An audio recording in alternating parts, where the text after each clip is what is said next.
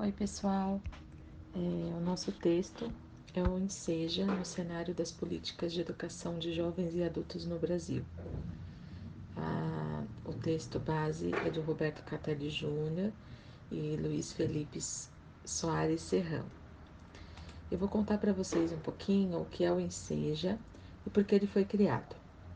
Então, o Enseja é uma prova, é o Exame Nacional para a Certificação de Competências de Jovens e Adultos. É uma prova feita e aplicada hoje pelo Instituto Nacional de Ensino e Pesquisas Educacionais Anísio Teixeira, o INEP, que foi criada em 2002 na gestão do governo Fernando Henrique.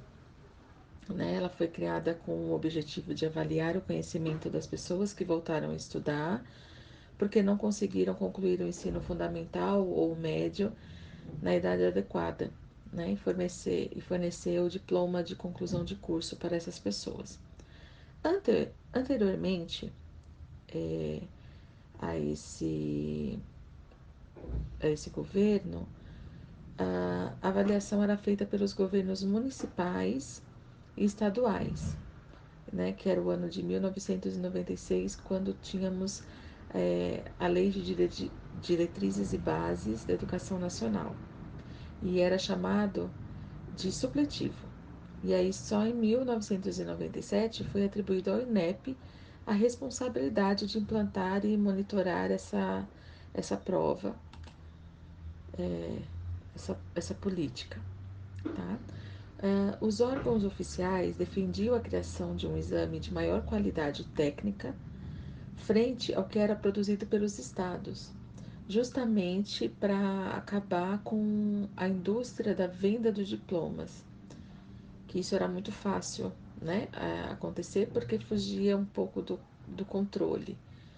Então, e principalmente da possibilidade de construir indicadores de políticas públicas específicas para o IJA. Essa iniciativa foi alvo de muitas críticas por parte dos pesquisadores, educadores e gestores ligados ao EJA, porque essa prova que acontecia, ela reforçava um cenário em que o Estado e a União se eximia da responsabilidade de ofertar um serviço educacional de qualidade para se transformar apenas num regulador de qualidade. Então, o que de fato acontecia? Precisava ter um órgão maior que conseguisse aplicar essa prova de uma forma mais responsável, mais direta, e mas ao mesmo tempo era de responsabilidade dos estados e da União. Então aí já começava, na verdade, uma briga política. Né? Outra questão também levantada com relação à qualidade dessa prova é que a prova sempre se apresentava de uma forma padronizada, ou seja, igual para todo mundo.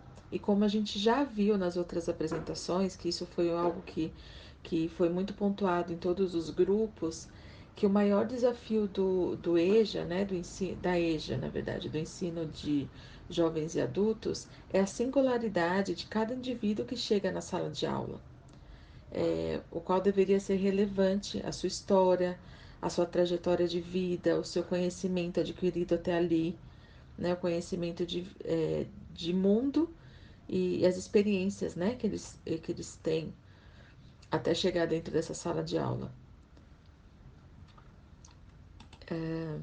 E a ideia de criar o Enseja veio também da necessidade que muitos brasileiros residentes em outros países, em especial o Japão, eles encontravam em validar os seus diplomas no Brasil.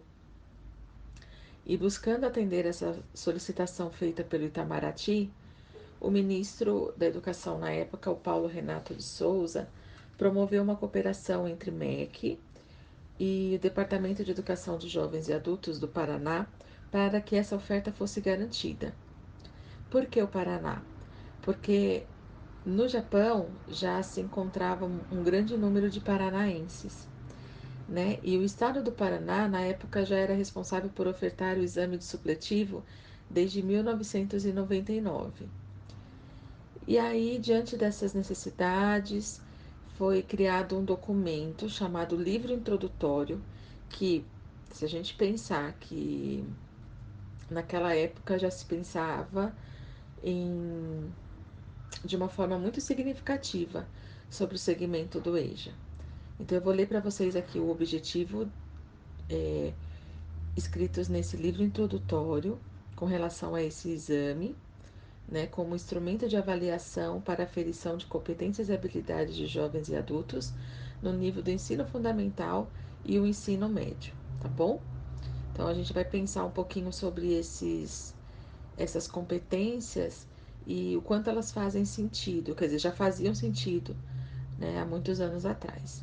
Então, um, construir uma referência nacional de autoavaliação para jovens e adultos por meio de avaliação de competências e habilidades adquiridas no processo escolar ou nos processos formativos que eles desenvolveram na vida familiar, na convivência humana, no trabalho, nos movimentos sociais e organizações da sociedade civil e nas manifestações culturais.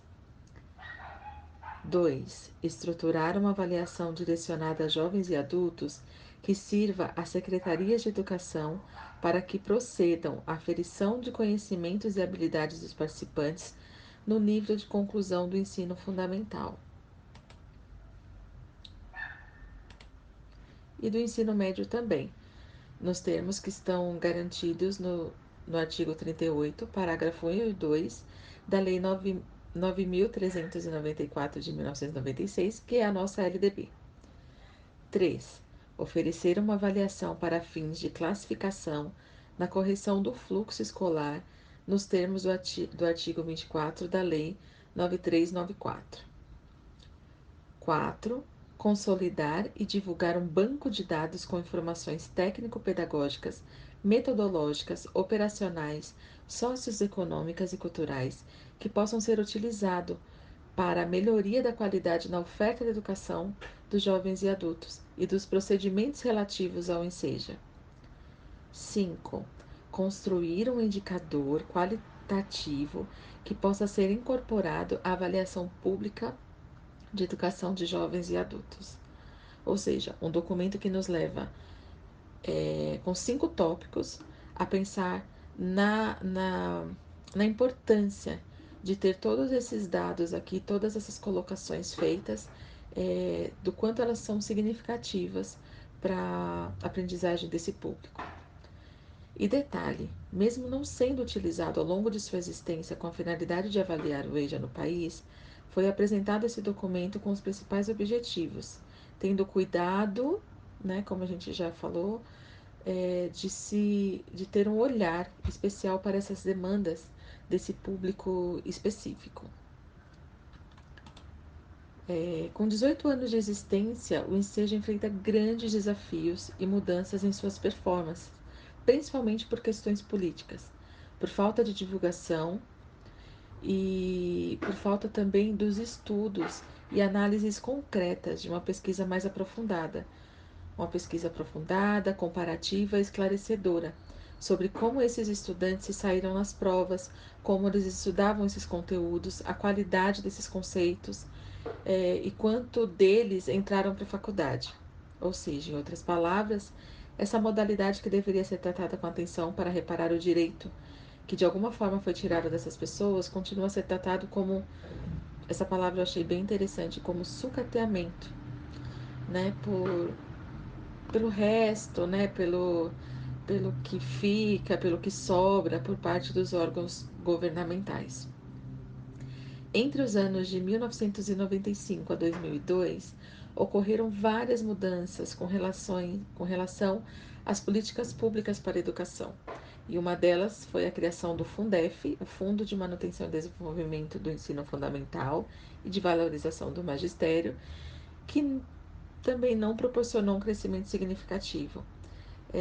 Além de ele não incluir o EJA,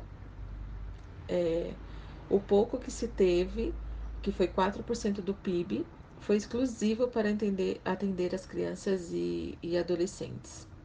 Então, ou seja, mais uma vez, o EJA não foi computado, não foi levado em consideração.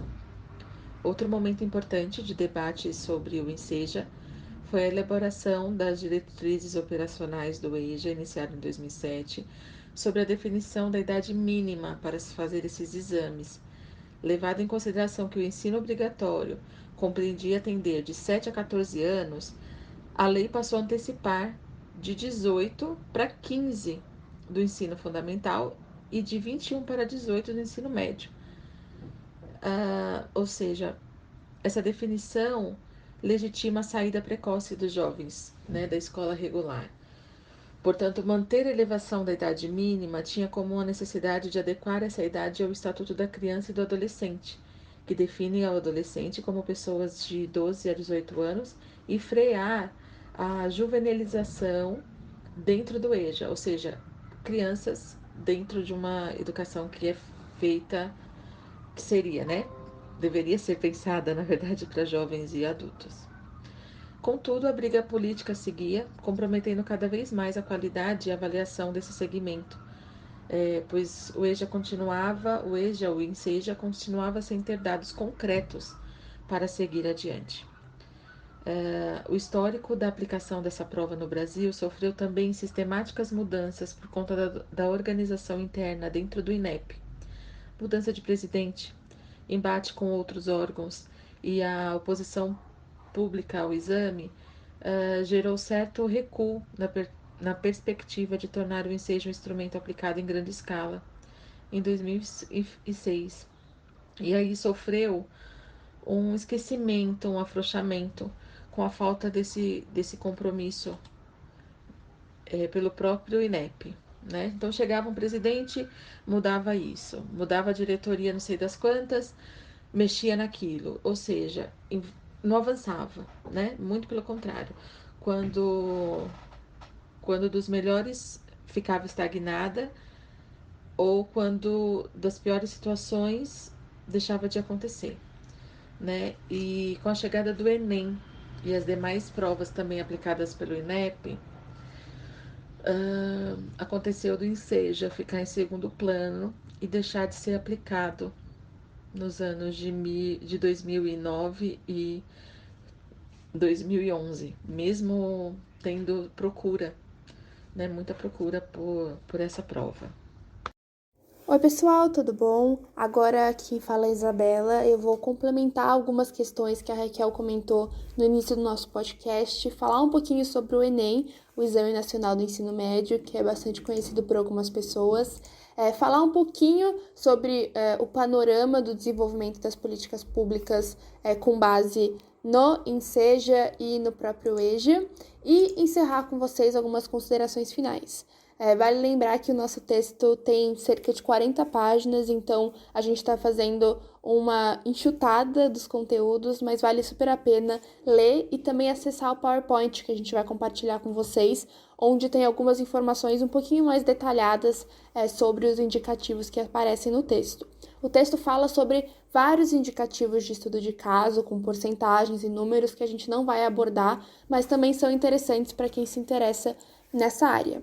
Então, eu queria retomar de onde a Raquel parou, falando sobre a chegada do Exame Nacional do Ensino Médio em 2009, com o Enseja e os atritos e também complementações que se iniciam a partir desse processo. Mas antes, eu queria falar um pouquinho sobre 2008, quando o INEP passa a arcar com parte significativa dos custos da Enseja, do exame, o que se torna um estímulo muito importante para novos municípios e estados também aderirem ao exame. Então, para vocês terem uma noção, em 2008, 8 secretarias estaduais participavam do exame. Em 2010, teve um aumento significativo para 22 secretarias estaduais.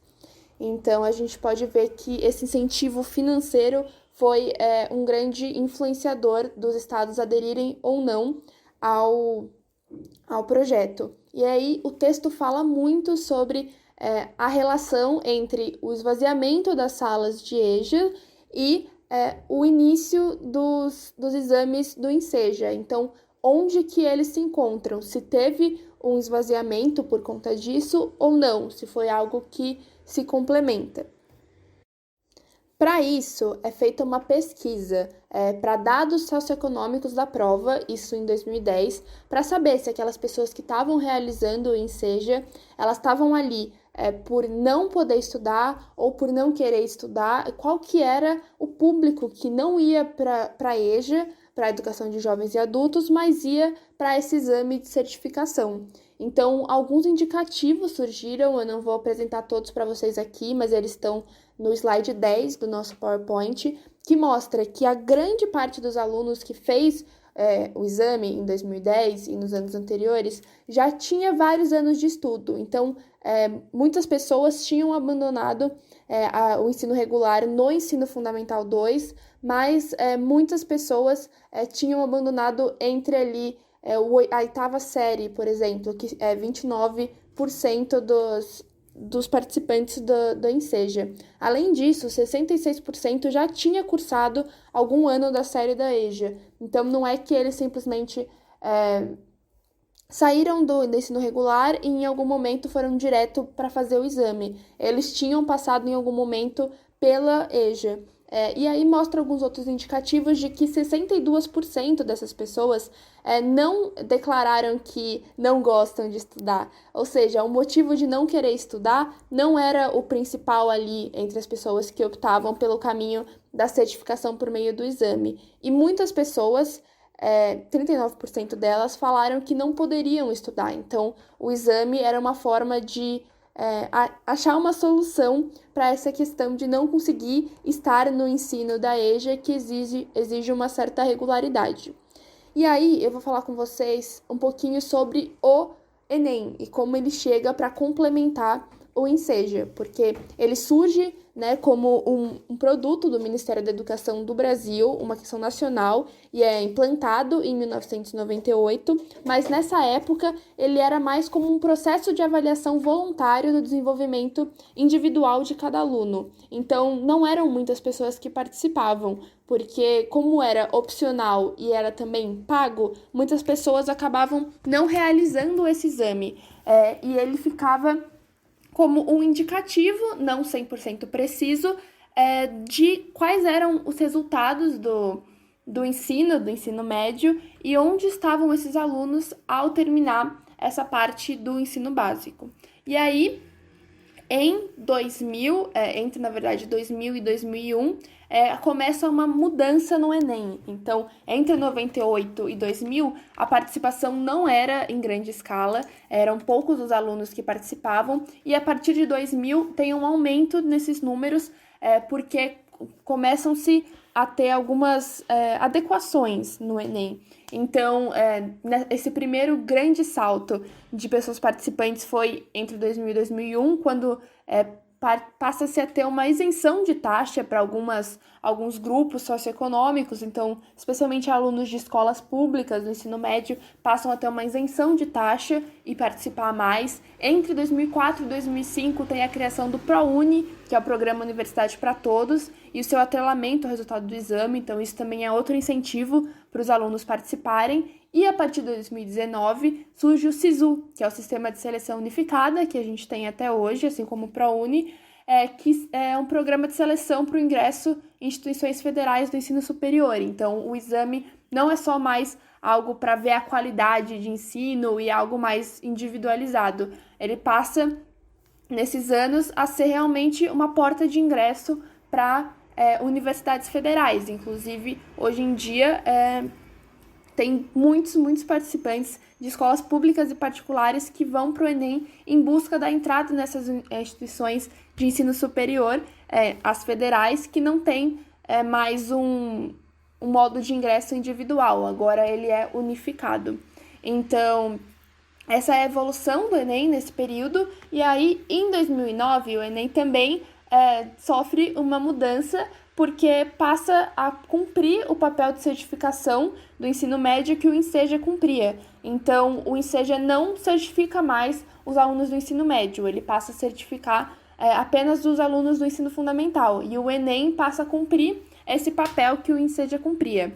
Então, muitas pessoas não sabem dessa função do Enem. Eu, inclusive, não sabia, não tinha ciência desse papel do Enem, mas ele está aí também para auxiliar e possibilitar a certificação do ensino médio.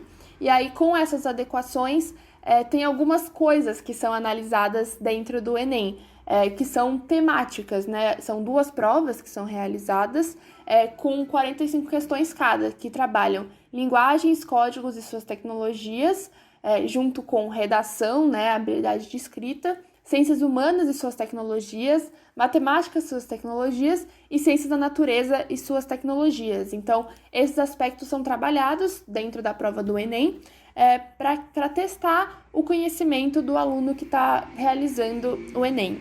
Uma situação que o texto aponta como um problema é que o Enem segue uma lógica diferente dos objetivos do Enseja. Então, atualmente, especialmente com o SISU, esse sistema de seleção unificado, o processo é muito mais de seleção do que de reconhecimento de habilidade. Então, o Enem é mais conhecido pelas suas funções de vestibular, que é a seleção de um grupo seleto de alunos que vai entrar ou não para uma universidade federal. E a parte do reconhecimento de habilidades acaba ficando em segundo plano. Mas, para a certificação do ensino médio, essa parte de reconhecimento de habilidades e conhecimentos básicos é a mais importante. Então, essa é uma problema que o texto aponta e que eu concordo nesse aspecto, porque o vestibular é bastante diferente de um processo como a gente tem nas escolas ou nos EJAs de acompanhamento de desenvolvimento de habilidades. Dito isso, a gente já está acabando o nosso tempo de apresentação. Eu já peço desculpa porque vai ser necessário a gente se estender um pouquinho, mas eu vou falar bem rápido dos próximos aspectos.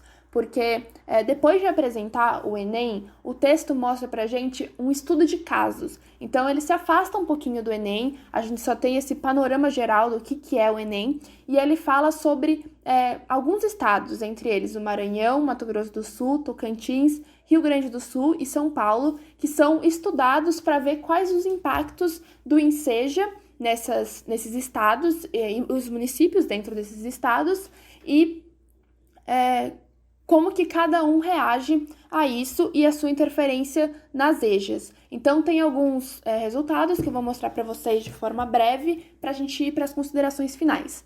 Então, o estudo ele vai de 2002 a 2010. E ele mostra que a maioria desses estados, com exceção do Maranhão e do Mato Grosso do Sul, teve uma queda nas matrículas e ingressantes no EJA para o ensino fundamental. Ou seja, Tocantins, Rio Grande do Sul e São Paulo tiveram uma queda, enquanto o Maranhão e o Mato Grosso do Sul tiveram um aumento nos ingressantes. Isso nos estados, porque nos municípios todos eles tiveram uma queda significativa. E os estados que tiveram uma queda, foi sempre uma queda significativa. E aí eles se perguntam quais são as possíveis razões disso ter acontecido. Então, eles pensam que talvez o aumento seja por conta da exigência cada vez mais abrangente de um certificado por parte de empresas e do meio do trabalho.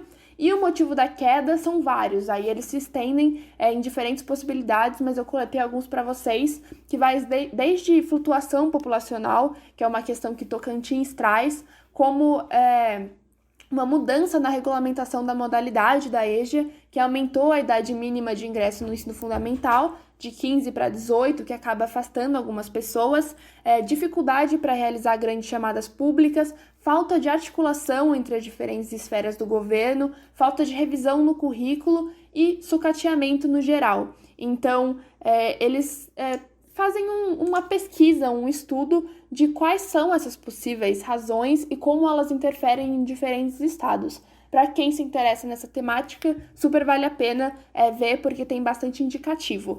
E a pesquisa mostra também que o EJA, para o ensino médio, teve um aumento significativo. Por quê? Exatamente por conta dessa questão da idade mínima do ingresso no ensino fundamental ter aumentado e uma juvenilização da EJA. Então, em 2002, por exemplo, 34% dos alunos tinham entre 18 e 24 anos. Em 2010, que é o último ano do estudo, 55% se enquadravam nessa faixa etária. Então, muitos alunos jovens estavam indo para a EJA. E uma das justificativas que eles apontam é o apressamento dos estudos. Então, os alunos que querem encurtar o processo, ao invés de fazer os 3 anos de ensino médio, fazer 1 ano e meio, como acontece em alguns lugares e até na esfera particular, né? Isso não se resume à esfera pública. Muitos lugares onde tem ensino particular, alunos acabam saindo do ensino médio e indo para supletivos para realizar ou uma prova de certificação ou um EJA que eles terminem o ensino médio mais cedo. E aí o texto vai finalizando as suas observações, falando sobre qual é a relação entre o Enseja e a diminuição ou enfraquecimento dos cursos presenciais da EJA. Então, vamos lá. Agora falando um pouquinho, como eu falei, sobre a relação do Enseja e os cursos presenciais de EJA, o que é apontado é que o decréscimo dos alunos coincide com o que eles chamam do boom dos exames. Ou seja, a partir de 2017 se começa a estabelecer uma cultura de exames nesses estados estudados e nacionalmente. Então tem uma coordenadora pedagógica que fala que em 2016, em 2006, citando ela, a gente tinha que passar nas salas implorando para os alunos fazerem a inscrição, mostrando para eles, gente, isso aqui é uma vantagem para vocês. Ou seja, os próprios professores e coordenadores tinham que estimular os alunos a participar em 2006. E a partir de 2007, o cenário muda e se começa a estabelecer uma cultura de participação nesse exame. E aí, algo muito interessante que o texto aponta é que tem uma deliberação do CEE 82/3009 que impossibilita as pessoas que realizam o exame e não são aprovadas em todas as áreas de terminar a escolarização. Ou seja, se alguém tiver iniciado o processo via exame, tem que terminar necessariamente por exame, mesmo que só falte uma área. Então, ele não pode fazer o exame, reprovar em uma área e voltar para a EJA para finalizar só essa área. Isso não é possível. Então, isso explica também porque tem pessoas que começam no exame e não retornam ou não voltam ou não iniciam a EJA, porque eles têm que terminar por exame. Então, faz mais sentido começar um supletivo, ou um cursinho online para passar nesse exame, do que iniciar o EJA do zero para passar em todas essas áreas. E aí, fazendo algumas considerações finais, o texto fala que o Enseja, desde o seu início até hoje, vem adquirindo credibilidade e aceitação, especialmente porque tem uma melhora na relação do Enseja com as secretarias estaduais de educação e o INEP, mas ainda tem algumas dificuldades, entre elas a falta de divulgação e a inconstância na aplicação da prova. Então, entre 2009 e 2011, onde não aplicaram a prova, essas questões criam uma falta de credibilidade no processo. E aí isso acaba impactando, né, na adesão ou não do exame. E aí, as considerações finais também sobre o impacto da adesão dos alunos do EJA ao Enseja, eles resumem basicamente de que é muito difícil comparar se teve de fato um impacto, porque cada estado tem uma política relacionada às EJAs diferente. Então, São Paulo tem uma política, Tocantins tem uma política, Rio Grande do Sul tem uma política, e eles não conseguiram comparar com dados reais qual seria esse impacto na escolarização da EJA. Mas uma coisa que eles apontam é que nos 2 estados, que é São Paulo e Rio Grande do Sul, onde teve mais inscritos no Enseja, um dos motivos foi de que havia pouco investimento na educação de EJA. Então, é possível perceber aí, como uma forma de indicativo, que os estados com menos preocupação com as políticas de EJA e menos investimento são os estados em que os alunos acabaram optando mais pelo caminho do Enseja. Isso são dados de 2008, né? A gente poderia fazer uma série de novos indicativos agora que estamos em 2020. E aí ele termina falando que o processo de formulação e implementação do Enseja foi marcado por disputas sobre os sentidos, funções e alcances do exame. Então sempre foi algo com atritos entre o Enseja e o Enem, entre o Enseja e o INEP, o Enseja e as políticas públicas de cada estado. Então ele vem ainda se fortalecendo desde o seu surgimento. E uma coisa que eles apontam como um indicativo importante é que quando se surge o Enseja, também está sendo dialogado elaboração de currículo e orientações da EJA, mas não tem um contato entre os dois, eles não se comunicam, não há diálogo. Então, não é pensado como esses dois podem se complementar. Apesar de alguns estados terem pensado nisso depois, não tem esse diálogo imediato. E a mesma coisa quando surge o Enem, dentro dessa adequação de 2009. Não tem articulação entre a EJA e o Enem. Então, é basicamente isso que o texto aponta, que o exame em si não é o problema, porque ele possibilita que os alunos que não têm a capacidade nesse momento de estudar por conta de emprego e questões externas,